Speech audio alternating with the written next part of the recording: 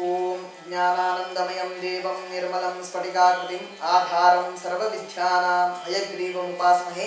ನಮಸ್ತೆ ಸ್ನೇಹಿತರೆ, ನಿಮ್ಮ ಪ್ರೀತಿಯ ಪುರೋಹಿತ ಆದ ಮಹೇಂದ್ರ ಭಟ್ ನಾನು. ಇವತ್ತಿನ ದಿವಸ ನಾನು ನಿಮಗೆ ತುಳಸಿ ಪೂಜೆಯನ್ನು ಅಂದರೆ ತುಳಸಿ ವಿವಾಹವನ್ನು ಯಾವ ಸಮಯದಲ್ಲಿ ಮಾಡಬೇಕು ಎನ್ನುವುದು ನಾನು ನಿಮಗೆ ತಿಳಿಸಿಕೊಡುತ್ತೇನೆ.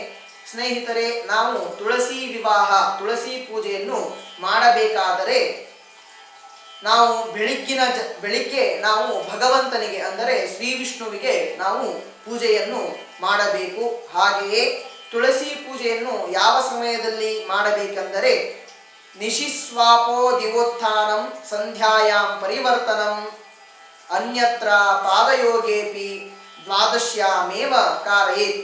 ಈ ವಾಕ್ಯವು ಭವಿಷ್ಯತ್ ಪುರಾಣದಲ್ಲಿ ಇದೆ. ಇದರ ಅರ್ಥ ಏನೆಂದರೆ ಏಕಾದಶಿ ದಿವಸ ನಿದ್ರೆಯಿಂದ ಕಣ್ಣು ಬಿಟ್ಟ ಭಗವಂತನನ್ನು ದ್ವಾದಶಿಯ ಸಂಧ್ಯಾಕಾಲದಲ್ಲಿಯೇ ಅಂದರೆ ಸಾಯಂಕಾಲದಲ್ಲಿಯೇ ನಾವು ಮೇಲೆಬ್ಬಿಸಬೇಕು.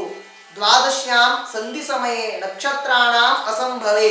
ಇದರ ಅರ್ಥ ಏನೆಂದರೆ ದ್ವಾದಶಿಯ ದಿವಸ ಸಂಧ್ಯಾಕಾಲದಲ್ಲಿ ಅಂದರೆ ಸಾಯಂಕಾಲದಲ್ಲಿ ನಕ್ಷತ್ರಗಳು ಹುಟ್ಟದೇ ಇರುವಾಗ ಭಗವಂತನನ್ನು ನಿದ್ರೆಯಿಂದ ಕ್ಷೀರಾಭಿಷೇಕವನ್ನು ಮಾಡಿ ನಾವು ಎಬ್ಬಿಸಬೇಕು. ಅಂದರೆ ಉತ್ಥಾನ ದ್ವಾದಶಿಯ ಸಾಯಂಕಾಲದಲ್ಲಿ 4:30ಕ್ಕೆ ಮನೆಯ ಹೊರಗೆ ಇರುವ ತುಳಸಿ ಕಟ್ಟೆಯಲ್ಲಿ ನಾವು ಭಗವಂತನನ್ನು ಎಬ್ಬಿಸಿ ತುಳಸಿ ವಿವಾಹವನ್ನು ಮಾಡಬೇಕು ಎನ್ನುವುದು ನಮ್ಮ ಭವಿಷ್ಯತ್ ಪುರಾಣಗಳಲ್ಲಿ ನಿಖರವಾಗಿ ಹೇಳಿರುವಂತಹ ಮಾತಾಗಿದೆ. ಸ್ನೇಹಿತರೆ, ನಾನು ಹೇಳಿಕೊಡುವಂತಹ ಪದ್ಧತಿಗಳು, ನಾನು ಹೇಳಿಕೊಡುವಂತಹ ಶ್ಲೋಕಗಳು ನಿಮಗೆ ಇಷ್ಟವಾದಲ್ಲಿ ನನ್ನ ಯೂಟ್ಯೂಬ್ ಚಾನಲ್ ಆದ ಸದಾಚಾರವನ್ನು ಸಬ್ಸ್ಕ್ರೈಬ್ ಮಾಡಿ, ಲೈಕ್ ಮಾಡಿ ಹಾಗೂ ಇನ್ನಿತರಿಗೂ ಶೇರ್ ಮಾಡಿ ಎಂದು ನಿಮ್ಮಲ್ಲಿ ಕೇಳಿಕೊಳ್ಳುತ್ತೇನೆ. ಶ್ರೀ ಕೃಷ್ಣಾರ್ಪಣಮಸ್ತು.